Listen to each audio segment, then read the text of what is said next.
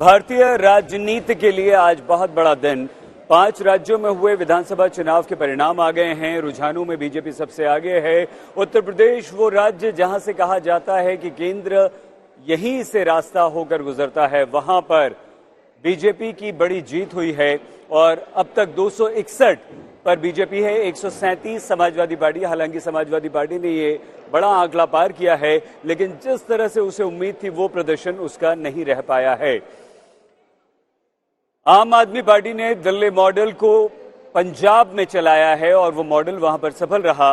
पंजाब में आम आदमी पार्टी की सरकार बन रही है, लेकिन बीजेपी इन 5 राज्यों में से 4-1 करके काफी अच्छी स्थिति में फिलहाल दिखाई दे रही है। न सिर्फ इन राज्यों में जश्न है, बल्कि बीजेपी कार्यकर्ता जगह जगह जश्न मना रहे हैं और उनका वो जो जश्न है वो जश्न इसलिए कि उत्तर प्रदेश उन्होंने जीत लिया है। हमारे साथ हमारी संवाददाता मौसमी सिंह हैं। शाहनवाज हुसैन, वरिष्ठ नेता, बिहार सरकार में मंत्री, वरिष्ठ प्रवक्ता हमारे साथ हैं। हमारे साथ 2 बेहद खास मेहमान यहां पर भी हैं। विजय त्रिवेदी जी वरिष्ठ पत्रकार हैं। विजय जी के साथ साथ प्रोफेसर संजय कुमार सेफोलॉजिस्ट हमारे साथ हैं। संजय जी, विजय जी, आपका भी बहुत धन्यवाद। मौसमी आपके पास आए उससे पहले शाहनवाज जी, बहुत बधाई आपको। कैसे देखते हैं इस जीत को आप? देखिए, कैलाश पर्वत से लेकर गोवा में समुंदर के किनारे तक, नॉर्थ ईस्ट से लेकर अवध तक सब जगह कमल ही कमल है, मोदी मोदी है। क्योंकि पूरे देश को सबका साथ, सबका विकास तो था, सबका विश्वास भी है। क्योंकि जो दुख में काम आएगा, जो गरीबों के काम आएगा, जो संकट के घड़ी में साथ में खड़ा होगा, जनता उसी के साथ जाती है। ठीक है, सब परंपराएं तोड़ दी। लोग कहते थे अगर नोएडा योगी जी आएंगे तो सरकार नहीं बनेगी। ठीक है, ये जी देखिए, आप तारीफें तो बहुत हैं और सभी, आप तो आज तो विरोधी भी आपकी तारीफ कर रहे हैं, लेकिन ये जो चुनाव था उत्तर प्रदेश का खास करके, ये चुनाव बहुत ज्यादा मुश्किल था और कोई भी राजनीतिक पंडित खुलकर नहीं कह रहा था कि बीजेपी जीत रही है, समाजवादी पार्टी जीत रही है। आप कुछ ऐसे सिर्फ मुद्दे हमें बता सकते हैं, 1, 2, 3, 4, 5, जिन पर आपको उत्तर प्रदेश की जनता ने वोट किया? देखिए, कोई कुछ कह रहा था, हमारे विरोधी तो हर चुनाव में जिनको जीरो भी आता है वो भी कहते हैं कि बीजेपी को हरा रहे हैं, तो वो परसेप्शन बनता था। पॉलिटिकल पंडित आते थे, कुछ लोग यूट्यूब वाले थे, वो जमा कर लेते थे भीड़ पे, बीजेपी के खिलाफ बयानबाजी करा देते थे। लेकिन हम लोगों को मालूम था काम किया है तो जनता ने के दिल में क्या है। भारतीय जनता पार्टी शुरू से कह रही थी कि हम स्पष्ट बहुमत से, भारी बहुमत से सरकार बनाएंगे, और इसीलिए मैंने कहा कि जिस तरह योगी जी ने काम किया और मोदी जी ने जिस तरह संकट के घड़ी में काम किया, आप देखिए यूक्रेन संकट था, चुनाव के बीच में था, सब काम छोड़ के मोदी जी उस पर लग गए। तो जो जनता के काम आएगा लोग उस पर काम करेंगे। अनाज हमने दिया, एक कोरोना में हम काम आए, यूक्रेन में बच्चे फंसे थे, हम लोग उसमें संकट बम बारूद के बीच में जाके बच्चों को निकाल कर लाए, और हम लोगों ने गरीबों को मकान हमने दिया। तो लोगों को लगता है कि ये काम करने वाले ठीक है, बिल्कुल ठीक है। हम और चर्चा आपसे जारी रखेंगे। बहुत सारे मेहमान इस वक्त हमारे साथ हैं, लेकिन महेंद्र नाथ पांडे जी केंद्रीय मंत्री हमारे साथ जुड़ चुके हैं। पांडे जी, बहुत धन्यवाद आज तक से बातचीत करने के लिए। आपको जीत की बधाई। प्रश्न वही सुन पा रहे हैं सर आप हमें, या फोन पर कहीं और हैं? आप सुन रहा हूं मैं। महेंद्र जी, बधाई आपको उत्तर प्रदेश के साथ साथ 4 राज्य जीतने की। आप सिर्फ बहुत धन्यवाद अंसारी साहब। आप सिर्फ उत्तर प्रदेश में बताइए कि वो कौन से कारण, कौन से मुद्दे रहे जिनसे आपको ये जीत हासिल हुई, क्योंकि इस बार काफी मुश्किल लग रहा था चुनाव। उत्तर प्रदेश में माननीय मोदी जी की मार्गदर्शन में, उनकी प्रेरणा में योगी आदित्यनाथ जी ने एक कर्मठ मुख्यमंत्री का रिकॉर्ड कायम किया और यहाँ पर कानून व्यवस्था का राज, गरीबों की भलाई और लोगों को बेहतर सेवा, दुख सुख, कोरोना जैसी कठिनाई में जनता के संग खड़े रहना, ईमानदार सरकार, जो उत्तर प्रदेश का नारा था, सोच 100% योगी आदित्यनाथ ने चरितार्थ किया। यही कारण से उत्तर प्रदेश में ऐतिहासिक जनादेश उत्तर प्रदेश के राजनीतिक इतिहास में पंडित जी। लगातार आज तक एक अपवाद सन 85 का छोड़ दिया जाए तो कोई सरकार कंटिन्यूअस रिपीट नहीं हुई है, कोई मुख्यमंत्री कंटिन्यूअस रिपीट नहीं हुआ। योगी आदित्यनाथ जी को बधाई, वो कंटिन्यूअस रिपीट हो रहे हैं शानदार जनादेश से। और मोदी जी का अभिनंदन कि 2014 से उनका उत्तर प्रदेश में जो पांव पड़ा वो देश और प्रदेश उत्तर प्रदेश को आगे ले जा रहे हैं। पंडित जी क्या गोवा, मणिपुर, पंडित जी की भी बधाई। बिल्कुल पंडित जी, बधाई तो आप उन्हें मिलकर भी दे सकते हैं। पंडित जी, क्या आपको लगता है कि नरेंद्र मोदी प्रधानमंत्री, उनका नाम ही काफी है और अगर वो निकल गए तो फिर उनके सामने मुद्दे गौड़ हो जाते हैं और उनके नाम पर वोट मिला है? बिल्कुल सही फरमा रहे हैं। मोदी जी का नाम, केवल मोदी जी का नाम जो है ना, मोदी जी का आना माने सेवा, बेहतर सरकार, उनके उपस्थित होने से ही जन विश्वास कायम होता है। यह बात बिल्कुल आप सही फरमा रहे हैं और वही जनादेश जनता ने पुनः उत्तर प्रदेश पे और देश के अन्य भाजपा शासित राज्यों में दिया। बहुत धन्यवाद पंडित जी। महेंद्र नाथ पांडे, केंद्रीय मंत्री, आज तक से बातचीत करने के लिए धन्यवाद आपका। विजय जी,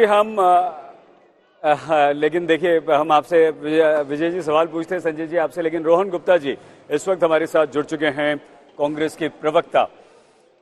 रोहन जी, बहुत आज आपके लिए सेटबैक है, सदमा है। आपको लगता है बहुत मेहनत के बाद भी अगर ये परिणाम आज आया है तो इसका कारण क्या है? देखिए सही जी, जैसे आपने कहा कि हमारे लिए सीरियसली सेटबैक है। बहुत हमारे कार्यकर्ताओं ने, नेताओं ने, सबने मिलकर मेहनत की, पर कहीं ना कहीं हम हमारी बात को जनता तक पहुंचाने में नाकामयाब रहे। इश्यूज बहुत हैं, चुनाव हारना मतलब ये नहीं है कि इश्यूज नहीं, जनता परेशान है, पर कहीं हमारे जो कम्युनिकेशन में मुझे लगता है कि हमको इम्प्रूवमेंट की जरूरत है। बात पंजाब की करें, वहां पे हमको काफी उम्मीदें थी, जो हमने चेंजेस किए, मुझे लगता है कि जो हम एनालिसिस कर रहे हैं कि काफी लेट हो चुके थे, तब तक जनता ने अपना मन बना लिया था जो भी हुआ पंजाब में उसके कारण। और आखिरी चीज सही जी, तो मेरा व्यक्तिगत मानना है कि हम हमारे वोटर को बूथ तक ले जाने में कहीं ना कहीं जिस प्रकार से सफल होना चाहिए हम नहीं हुए। तो काफी लर्निंग होती है, चुनाव हुए हैं, हमारे लिए सेटबैक है, पर हमारे कार्यकर्ता आज भी डटकर लड़ रहे हैं। और राहुल जी ने अभी जो गुप्ता जी, ये अच्छी बात है कि कम से कम आप मान रहे हैं, सुप्रिया जी मान रही है, बहुत ईमानदारी से आप स्वीकार कर रहे हैं। लेकिन ये भी एक बहुत बड़ी सच्चाई है कि आप तो और कम हो गए, 2 सीट पर ही आप आगे चल रहे हैं या जीते हैं अभी। और बात करेंगे आपसे, क्योंकि उत्तर प्रदेश में बड़ी जीत हुई है बीजेपी की। बीजेपी मुख्यालय उत्तर प्रदेश में जबरदस्त, बीजेपी के ऑफिस में क्या माहौल है, क्या कार्यकर्ता सोच रहे हैं, क्या कुछ वहां शाम को होने वाला है, सीधे जानने के लिए आपको लिए चलते हैं हमारी संवाददाता मौसमी सिंह के पास। मौसमी, बताइए प्लीज। जी सईद, आपको बता दें कि कहते हैं जो जीता वही सिकंदर। तो आज भाजपा नेताओं के बोल और कार्यकर्ताओं का जोश चरम पर है। और आप देखिए, आज तक का भी परचम लहरा रहा है, भाजपा दफ्तर हो या कोई भी पार्टी का दफ्तर, चुनाव मतलब आज तक। और भाजपा के दफ्तर में कुछ इस तरह से चैनल देखा जा रहा है हमारा, और कुछ इस तरह से जश्न मनाया जा रहा है। किन्नर समाज के तमाम जो कार्यकर्ता है, सोनम आप देखिए जो कि पहली राज्य मंत्री है किन्नर समाज से, वो यहाँ पे है और काफी खुश है यहाँ पे कि आज कुछ इस तरह से उनको भारी जीत मिली है। ये गुलाल से खेली जा रही है होली, और लगता है ये होली का सिलसिला लगातार चलता रहेगा। सोनम जी बताइए, ये सबका साथ सबका विकास, क्या ये मान ले सबका साथ सबका विकास के साथ सबका विश्वास भी था? यूपी में पूर्ण बहुमत से हमारी योगी जी ने मुख्यमंत्री बने हैं। उत्तर प्रदेश की 25 करोड़ जनता योगी आदित्यनाथ जी का परिवार है, और हमारे मोदी जी राम हैं तो योगी जी लक्ष्मण हैं, और विपक्षी धाराशाही हो गए। और 2022 में पूर्ण बहुमत की सरकार, योगी जी की सरकार, योगी आदित्यनाथ जी। अच्छा, वो एक गाना आपने कहा था, एक गाना आप लोग गा रहे थे और जो आपने विरोधियों के लिए गा दिया। और हमारे सुनील बंसल जी चाणक्य हैं, उनके देन से 25 हमारे करोड़ों कार्यकर्ता ने मेहनत किए हैं और सुनील बंसल जी के लिए हम लोग सभी किन्नर प्रार्थना करते हैं।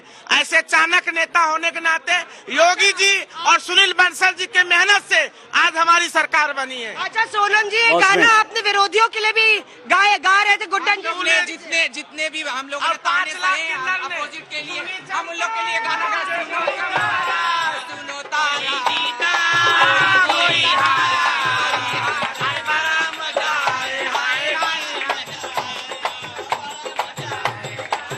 सच के गले में पड़ी माला, झूठों का मुंह हुआ काला। सच के गले में पड़ी माला, झूठों का मुंह हुआ काला। यहाँ पे मौसमी, बहुत धन्यवाद। आते हैं दोबारा आपके पास। हमारी संवाददाता मौसमी सिंह लगातार हमारे साथ बनी हुई हैं, लेकिन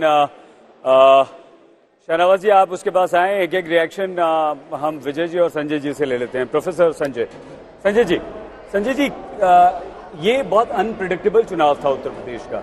सभी लोग, हम विजय जी से भी लगातार पूछते रहे बार बार कि बस आप ये बताइए कि कौन पार्टी जीत रही है या किसको।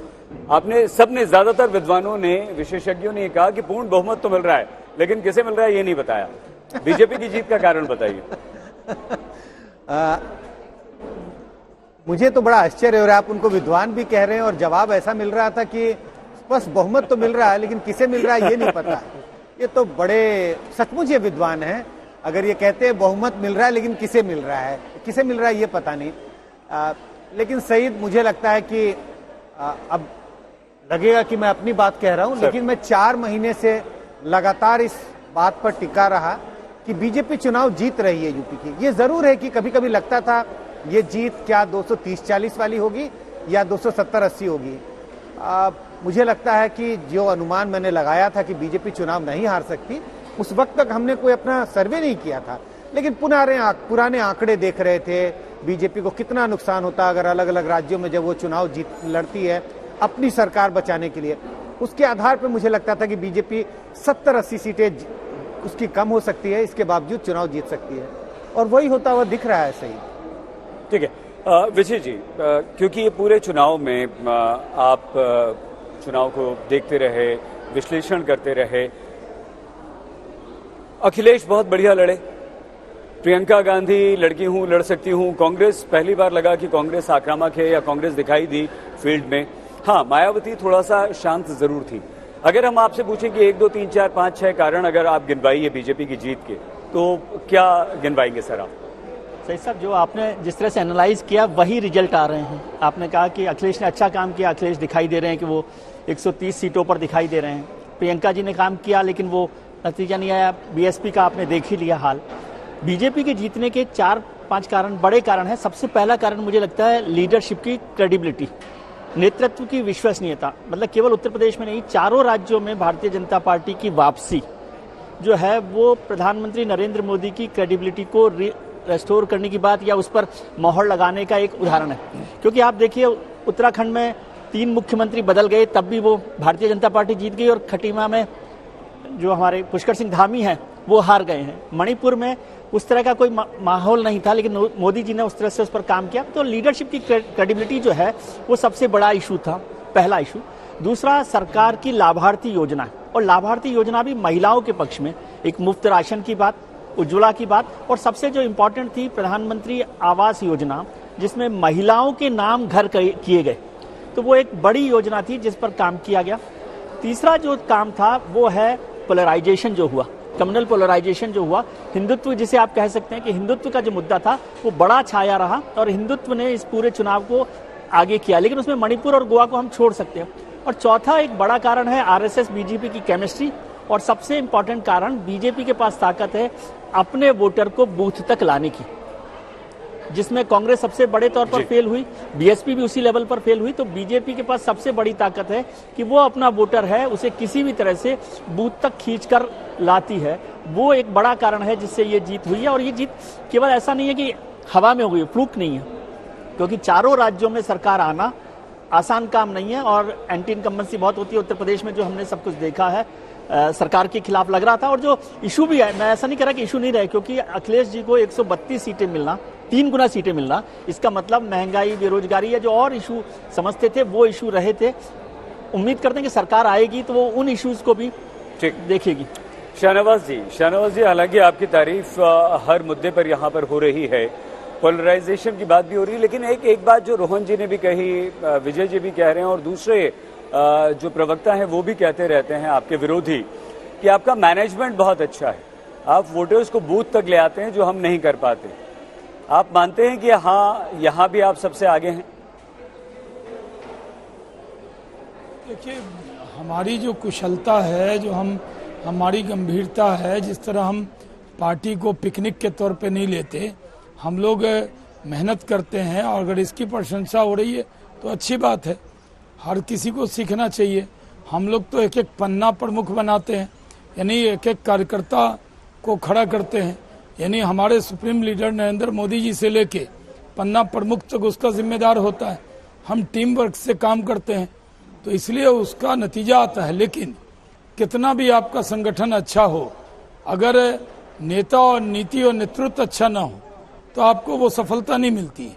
अगर आप यूपी में देखें तो बसपा और कांग्रेस में कांटे का मुकाबला है, 2 और 1 सीट का, तो वो उस पर दोनों बड़ी पार्टी, एक ने प्रधानमंत्री दिया है, एक ने मुख्यमंत्री, कई बार मुख्यमंत्री रही हैं, तो मेहनत तो सब पार्टी ने किया होगा, लेकिन जो विश्वास मोदी जी पर है, जो विश्वास योगी जी ने काम करके किया, जो विश्वास दिखाया आवाम ने, इसलिए हम काम आए हैं। शाहनवाज जी, आपको बीच में रोकना पड़ रहा है, चर्चा हम जारी रखेंगे। रोहन जी आपके पास भी आते हैं। इस वक्त हमारे साथ बीजेपी सांसद हेमा मालिनी जी जुड़ चुकी हैं। हेमा जी, उत्तर प्रदेश और 4 राज्यों में आपकी जीत पर सबसे पहले बधाई, लेकिन प्रश्न उत्तर प्रदेश का, महिला सुरक्षा एक बहुत बड़ा मुद्दा था उत्तर प्रदेश में, आपको लगता है वो काम किया, बुलडोजर काम किया, या आपकी दृष्टि में इसके अलावा भी कुछ मुद्दे रहे? हेमा जी, ये बहुत सारे चीज की वजह से जीत हुई है। एक तो सुरक्षा तो दी है महिलाओं को, जो नहीं था बिल्कुल, इतने भयानक और बड़ा अजीब सा किस्साएं सुनाई देती थी जो हुआ करता था, लेकिन आज नहीं है। आज योगी जी ने सबको कंट्रोल किया है, और यहाँ पे लॉ एंड ऑर्डर को बहुत बढ़िया बनाया है, जो पहले बिल्कुल नहीं था, तो हम महसूस कर सकते हैं। इसके अलावा बहुत सारी चीजों ने उन्होंने किया, किसानों के लिए, महिलाओं के लिए।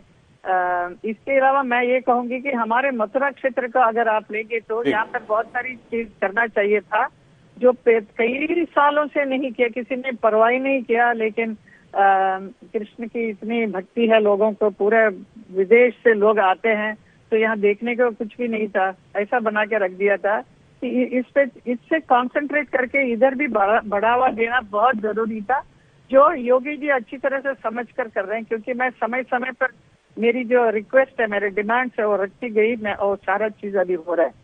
क्यों हो रहा है? ये सिर्फ ऐसा नहीं कि सिर्फ अयोध्या कर रहे हैं और काशी किया, और अभी मथुरा के ऊपर भी उनका ध्यान है, लेकिन ये सारा काम के साथ साथ में इतना विकास हर जगह में, हर क्षेत्र में किया है, इसके लिए लोगों ने वोट दिया है। तो मैं जनता का बहुत धन्यवाद करूंगी कि उन्होंने हेमा जी आपको लग रहा था कि चुनाव इस बार काफी मुश्किल है, क्योंकि किसान आंदोलन था, उधर अखिलेश यादव की रैलियों में भीड़ बहुत उमड़ रही थी, जयंत चौधरी के साथ गठबंधन हो गया था समाजवादी पार्टी का, लगता था कि मुश्किल होगा, और इतनी बड़ी जीत की उम्मीद कर रही थी आप? तो इन द बिगिनिंग सब लोग कह रहे थे, लेकिन मुझे मेरे मन में था कि नहीं, योगी जी ने बहुत काम किया, योगी जी की सरकार ने सब मिलकर इतना अच्छा काम किया, तो 100% पीपल हैव टू, जनता को समझना चाहिए। मेरे कैंपेन में मैं यही बोलती थी कि आप समझ लीजिए कि आपको कितना ये सारी चीजें मिल रही है अभी, जो पहले नहीं मिल रहा था, तो लोग समझकर वोट दिया है। तो हेमा जी आपके विरोधी ये भी कह रहे हैं कि मुद्दे तो थे इस बार, बेरोजगारी भी थी, गरीबी भी थी, किसान भी था, गन्ना भी था, लेकिन विकल्प अखिलेश यादव को नहीं मिला, इसलिए आपको फायदा हो गया। क्या कहेंगे आप? क्या विकल्प क्या? ऑप्शन जो था वो अखिलेश यादव, उन्हें ऑप्शन नहीं लगे, इसलिए योगी जी को और आपको, आपकी पार्टी को, बीजेपी को फायदा हो गया। अरे कुछ भी कहने वाले बहुत कुछ कह सकते हैं, लेकिन देखिए सीधी सी बात है, पूरा देश को हमारे मोदी जी ने इतना बढ़िया हर क्षेत्र में किया है जो पहले नहीं देख सकते थे।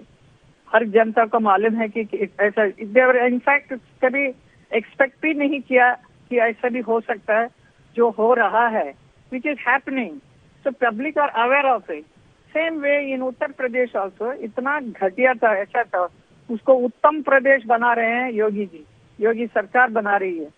तो जनता को तो मालूम है ना कि क्या मिल रहा है। अभी देखिए ये कोरोना टाइम पे कितना मुश्किल था, इतना मुश्किल के सामना पूरा वर्ल्ड कर रहा था, लेकिन हमारे देश में इतनी अच्छी तरह से इतना फास्ट सब कुछ किया योगी जी ने। तो yes Hema ji, national leadership आपकी, प्रधानमंत्री नरेंद्र मोदी हो, अमित शाह हो, जेपी नड्डा हो, कई राज्यों के मुख्यमंत्री हैं, वो बहुत एग्रेसिवली इन लोगों ने कैंपेन किया उत्तर प्रदेश में। आपको लगता है इसका फायदा भी मिला? ऑफ कोर्स, अगर हमें कुछ जीतना है तो पूरा दिल से, पूरी तरह से उतर कर करना चाहिए ना, जो हम लोगों ने किया। मुझे भी जहां पर जाने को था, मैं तो गई थी, मैं हर जगह जाकर कैंपेन मैंने भी किया। हर लीडर हमारे जो पार्टी के हैं, ये तो जरूरी है, करना चाहिए। बहुत धन्यवाद। मैं ये नहीं कहूंगी कि इसकी वजह से जीत गए, ऐसा भी नहीं है कि क्योंकि हम लोगों ने बहुत कैंपेन किया, मोदी जी ने भी इतना काम किया, इतना कैंपेन किया, इसके लिए जीत रहे हैं, ऐसा नहीं। लोग जानते हैं कि काम कितना हुआ। ये 5 साल और 7 साल के अंदर जो काम हुआ, जिसकी वजह से हम इस बार जीत रहे हैं। ठीक है Hema ji, because only because campaigning. Okay जी, थैंक यू, बहुत धन्यवाद हेमा जी, आज तक से बातचीत करने के लिए। बीजेपी सांसद हेमा मालिनी हमारे साथ ही, विभिन्न मेहमान हमारे साथ बने हुए हैं। योगी आदित्यनाथ उत्तर प्रदेश में एक बड़ी जीत अपनी पार्टी को दिलवा चुके हैं। बीजेपी की धमाकेदार जीत हुई है और उत्तर प्रदेश में बीजेपी 271 पर 403 के जो रुझान अभी तक आए, 1,02,000 वोटों से मुख्यमंत्री योगी आदित्यनाथ, गोरखपुर शहर से एक बहुत बड़ी जीत, 2 लाख से ज्यादा वोटों से योगी आदित्यनाथ ने ये जीत हासिल की है।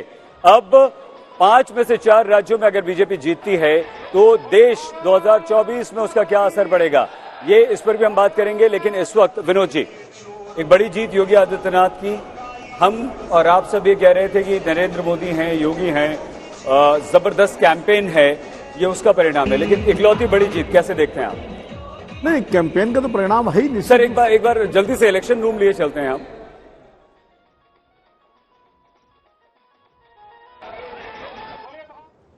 विनोद जी, हम बात करते हैं आपसे, लेकिन शुभंकर हमारे साथ जुड़ चुके हैं इलेक्शन रूम से। ओवर टू यू शुभंकर।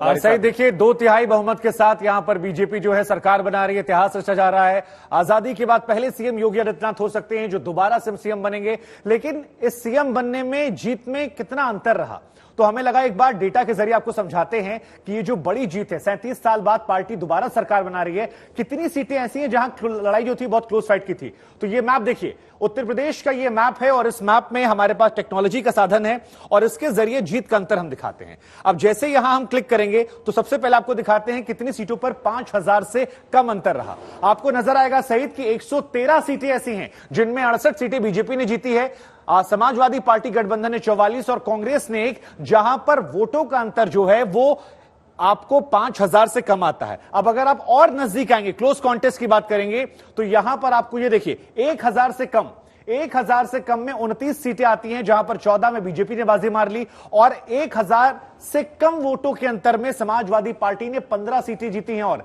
तो ये एक बहुत बड़ी बात है, क्योंकि बीजेपी का जो आंकड़ा है ये और ज्यादा 300 के करीब पहुंच सकता था, लेकिन अब 500 के पास आते हैं, यानी फाइट जो है बहुत क्लोज। 16 सीटें ऐसी हैं जहां पर फासला जो है वो 500 से भी कम है और इसमें समाजवादी पार्टी 10 सीट जीती है, यानी ये मार्जिन और बड़ा हो सकता था।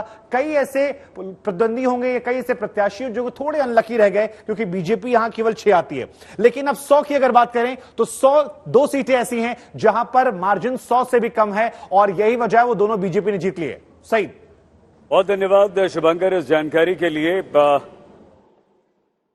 शरद प्रधान जी भी हमारे साथ जुड़ चुके हैं, लेकिन सीधे हम शाहनवाज जी के पास जाएं, लेकिन संजय जी जो आंकड़े सुने अभी आपने, 116 सीटें ऐसी हैं जहां 5000 के लगभग वो अंतर रहा है, कैसे देखते हैं आप?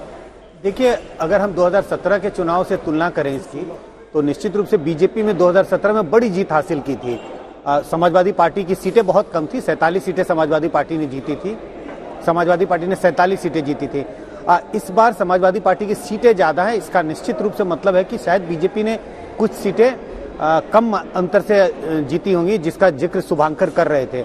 अब जब फाइनल चुनाव के नतीजे आ जाएंगे तब देखेंगे ये जीत हार का फासला क्या ज्यादा और होता है या कुछ कम हो रह जाता है। ठीक है, शाहनवाज हुसैन जी, शाहनवाज जी, आपका हर विरोधी आज ये कह रहा है कि आपका मैनेजमेंट बहुत अच्छा है, और 2-3 महीने पहले अगर आपके विरोधी निकले तो आप हर दिन चुनाव की तैयारी में लगे रहते हैं। क्या अब 2024 भी इसी तरह से लड़ा जाएगा? तैयारी अभी से है, और मोदी आप मानते हैं कि आज भी वो चेहरा है जिनके नाम पर वोट आपको मिलता है? देखिए, एक तो आपकी आवाज कट के आ रही है, लेकिन ये बात सही है। हम लोग हर चीज को गंभीरता से करते हैं। सेवा का मौका मिलता है तो 5 साल काम करते हैं। चुनाव के लिए पहले से तैयारी करते हैं, और अच्छी तैयारी करनी भी चाहिए, क्योंकि हमारे सामने चुनौतियां भी बड़ी होती हैं। और हमारे जो नेता मोदी जी हैं वो मेहनत इसी तरह करते हैं, और जब नेता मेहनत करता है तो कार्यकर्ता भी मेहनत करते हैं। और अन्य पार्टियां हैं जहां नेता छुट्टी पे रहते हैं तो कार्यकर्ता भी चुनाव के वक्त में छुट्टी के मोड से बाहर आके काम करने लगते हैं। हम लोग 5 साल मेहनत करते हैं, और जिसके नेता अच्छा होगा, नीति अच्छी होगी, कार्यक्रम अच्छा होगा। शाहनवाज जी, विनोद जी एक प्रश्न आपसे करना चाह रहे हैं, लेकिन स्वामी प्रसाद मौर्य की हार हो गई है। चुनाव हारा हूं, हिम्मत नहीं हारा हूं, रिएक्शन भी उनका आ गया है। संघर्ष का अभियान जारी रहेगा, ये भी उन्होंने कहा। बड़ी खबर ये भी आ गई। विनोद जी। शाहनवाज भाई, विनोद अग्निहोत्री बोल रहा हूं। पहले तो जीत की बधाई आपको। जी विनोद जी, मेरा एक सवाल ये है कि देखिए, उत्तर प्रदेश में भारतीय जनता पार्टी ने योगी आदित्यनाथ के रूप में एक नेता तैयार कर दिया। मध्य प्रदेश में शिवराज सिंह चौहान है, राजस्थान में वसुंधरा राजे हैं, लेकिन बिहार जैसे राज्य में भारतीय जनता पार्टी अभी भी नीतीश कुमार के सहारे चुनाव लड़ती है। आखिर बिहार में अपना नेता क्यों नहीं तैयार कर पा रही है भाजपा? देखिए, बिहार में तो गैलेक्सी ऑफ लीडरशिप है। कई केंद्र में मंत्री हैं, राज्य में मंत्री हैं, और कई वरिष्ठ लोग हैं वहां पर। लेकिन हम लोग गठबंधन धर्म निभाते हैं। हम लोगों ने कहा नीतीश कुमार जी के नेतृत्व में सरकार है, तो वहां पे सरकार है, और हमें जनादेश मिला। हमें तो पहले 53 सीट से 74 सीट जनता ने दिया, लेकिन हम गठबंधन धर्म निभाते हुए वहां सरकार में है। बंगाल में 3 से हम 74 हुए, बिहार में 53 से हम 74 हो गए हैं, बंगाल में 77 हो गए हैं। तो आप देखिए कि पूरे देश में हम हैं। समुंदर के किनारे से लेके पहाड़ तक कमल ही कमल दिख रहा है। और क्योंकि हम अब जो लोग हमारे विरोधी हैं वो तरह तरह का गठबंधन बनाते हैं, तो उनको देखना चाहिए कि अगर आने वाला जो चुनाव है गुजरात का, हिमाचल का, वो भी जीतेंगे। और हम लोग लोकसभा में भी हमारे विरोधी की हिम्मत पस्त हो गई होगी। उन्हें मालूम है कि लोकसभा के भी चुनाव में मोदी जी के नेतृत्व में हम राजीव गांधी वाला जो रिकॉर्ड था वो भी तोड़ेंगे।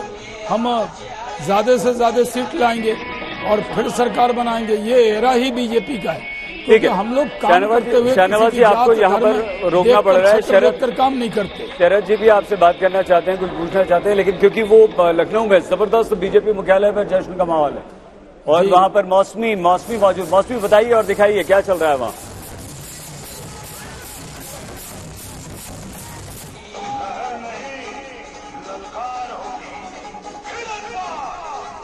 शरद जी, ये टिप्पणी करना चाहेंगे इस तरह?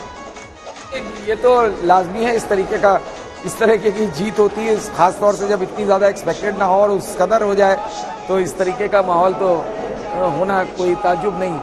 लेकिन शाहनवाज साहब हों तो मैं उनसे एक सवाल पूछूं। अभी अच्छा, नहीं तो इसमें तो बिल्कुल कोई शक नहीं, और ज्यादा जोश इसलिए दिख रहा है क्योंकि कल तक यही बीजेपी वाले जो हैं यकीन नहीं कर रहे थे कि एग्जिट पोल हो जाएगा हकीकत में। हालांकि उसके जो आंकड़े उस वक्त दिखाए गए थे उसमें वो बहुत, इससे भी बहुत ज्यादा थे, तो इसलिए सब खामोश थे। और यहाँ तक कि योगी आदित्यनाथ 4 रोज उन्होंने गोरखपुर में गुजारे, जबकि उम्मीद की जा रही थी कि वो लखनऊ या दिल्ली में होंगे। उसके बाद वो निकले हैं जब उन्हें यकीन हो गया कि हाँ ठीक है। हाँ, विजय जी, ये तो आप मानते हैं कि ये मैनेजमेंट बहुत अच्छा है, मेहनत बहुत ज्यादा है, जिसका परिणाम है, क्योंकि 116 सीट का जो 5000 से कम ज्यादा का निर्णय अभी आया है हमारे सामने, वो किधर भी जा सकता है। जी बिल्कुल, मैं इसीलिए कह रहा हूँ कि समाज इस पूरे इलेक्शन में समाजवादी पार्टी को वो विनर नहीं रही हो, लेकिन सबसे ज्यादा गेन हुआ है। 11% वोट जो है उसका बढ़ा है, सब तरफ से पार्टी के वोट बढ़े। यदि वो कंसिस्टेंसी से उस चुनाव को लड़ती तो मुझे लगता है कि वो चुनाव जीत सकती है। और 5000 का अंतर 116 सीटों पर होना वो बड़ी महत्वपूर्ण बात है। इस चित्र पर ये जो चल रही है होली, इस पर मैं एक छोटी सी बात कहना चाहता हूँ कि चुनाव के रंग जो है होली और जो आने वाली है होली, उसमें केवल एक फर्क है। जो त्योहार की होली है उसमें सब एक दूसरे पर रंग लगाते हैं। चुनाव की होली में कुछ लोग रंग उड़ाते हैं, कुछ के रंग उड़ते हैं। बहुत बढ़िया। संजय जी, हम आज के इन 5 राज्यों की जीत और खासतौर से उत्तर प्रदेश की जीत के बाद अगर हम देश के परिप्रेक्ष्य में बात करें तो विनोद जी से एक छोटा सा रिएक्शन लेकर आपके पास आते हैं। बदलती हुई राजनीति सर आप कैसे देखते हैं 2024 में आज की इस उत्तर प्रदेश की जीत का क्या असर है? मैं तो इसको इस रूप में देखता हूं कि भारतीय जनता पार्टी को योगी आदित्यनाथ के रूप में एक मजबूत हिंदुत्व का दूसरा चेहरा मिल गया है नरेंद्र मोदी के बाद। जो नरेंद्र मोदी हिंदुत्व और विकास दोनों का मॉडल थे गुजरात से, तो एक आदित्यनाथ के रूप में उनको नया मजबूत चेहरा मिला है राष्ट्रीय स्वयंसेवक संघ को, संघ परिवार को, पूरे भाजपा को। और दूसरा, आम आदमी की पार्टी की पंजाब की जीत से जो है राष्ट्रीय राजनीति में जो भाजपा विरोधी खेमा है उसको उत्तर भारत में एक नई धुरी मिल गई है, एक नया स्पेस। अब आम आदमी पार्टी जो है, जो वैसे तो क्षेत्रीय पार्टी थी दिल्ली की, लेकिन अब उसका एक्सपेंशन होगा ऑल इंडिया। वो पंजाब, राजस्थान, गुजरात हर जगह चुनाव में जाएगी और कांग्रेस के लिए ये खतरे की घंटी है। 2024 में संजय जी असर देखते हैं आप इसके? सही जी, बार बार इस बात का जिक्र होता है कि ये दौर राजनीति का जिसमें बीजेपी का इतना वर्चस्व है, ये कब तक चलेगा? ये जो जीत है इन 4 राज्यों में, ये इस बात की ओर संकेत दे रहा है कि ये जो बीजेपी का वर्चस्व है भारत की राजनीति में, ये अभी इसका दौर थोड़ा लंबा चलेगा। 2024 निश्चित रूप से संकेत मिल रहे हैं कि पार्टी की मजबूत पकड़ 2024 में भी बनी रहेगी। और कांग्रेस जिस तरह से सिकुड़ती जा रही है, तो इसके लिए कांग्रेस के लिए चिंता का विषय है। और जिस बात का जिक्र बार बार होता है कि क्या कोई विकल्प हो सकता है, आम आदमी पार्टी जिस तरह की बड़ी जीत हासिल कर रही है पंजाब में, कम से कम एक संकेत मिलने लगे हैं कि एक आम आदमी पार्टी की एक विकल्प के रूप में उभर सकती है। शरद जी 2024 को अगर हम देखें सर, तो अभी तक ये था कि विधानसभा चुनाव में जनता अपने मुद्दों पर अलग वोट देती है और 24 में मोदी के नाम पर बीजेपी को वोट पड़ रहे हैं। आप चाहे वो झारखंड से लगाकर छत्तीसगढ़ ले लीजिए, राजस्थान ले लीजिए, बंगाल चले जाइए या पंजाब चले जाइए, आपको लगता है कि उत्तर प्रदेश का ये चुनाव, ये परिणाम बदलेगा 24 में? हाँ बिल्कुल। देखिए, अभी तक आपने देखा है कि पिछले 7-8 स्टेट्स में या 9 स्टेट्स में बीजेपी जीत नहीं पाई डिस्पाइट नरेंद्र मोदी।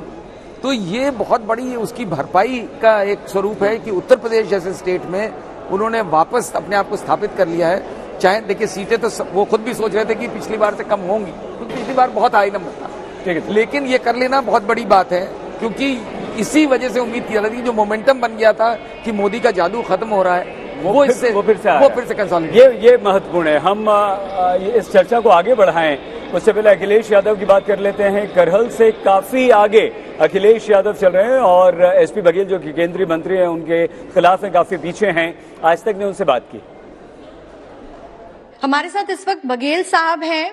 सर, आज इम्तिहान की घड़ी है। हम देख रहे हैं कि एग्जिट पोल के बाद जिस तरीके से सपा डरी हुई थी, कहीं ना कहीं इस वक्त बीजेपी आगे चल रही है। पहला क्या कहेंगे इस पर? एग्जिट पोल को पूरी तरह ना स्वीकार किया जाता है ना नकारा जा सकता है, लेकिन जो एग्जिट पोल था लगभग वही अभी रुझान है और अभी भी रुझान है, लेकिन चूंकि अब काफी राउंड हो चुके हैं, ये रुझान को ही सच मानना पड़ेगा, क्योंकि उसमें लगभग दुगने का फर्क आ रहा है, कई जगह तो 3 गुने का फर्क आ रहा है। तो ये बात स्पष्ट हो गई है कि भारतीय जनता पार्टी की सरकार बन रही है। तो हमारे लिए पार्टी नेशन फर्स्ट होता है, पार्टी सेकंड होती है और इंडिविजुअल थर्ड होता है। वो उत्तराखंड का दशक होगा जो प्रधानमंत्री कहा है, वो अक्षरशः हम लागू करेंगे, मैं वादा करता हूं। भारतीय जनता पार्टी जिंदाबाद, जिंदाबाद, चुनाव नतीजों से ये साफ हुआ है कि और ये स्पष्ट हुआ है कि देश और प्रदेश के उन्नति और विकास के लिए मोदी जी के मार्गदर्शन में फिर एक बार उत्तराखंड के लोग भारतीय जनता पार्टी के सरकार इधर अपेक्षा की है। इसलिए कांग्रेस तो सारे 5 प्रदेश जहां चुनाव हुआ था उधर साफ हुआ है। नरेंद्र मोदी जिंदाबाद सपा साफ हुआ है। कांग्रेस का हाल पूछने का जरूरत ही नहीं, ऐसे बन गया है। तो इसलिए मैं फिर से एक बार प्रदेश के जनता को प्रभारी के नाते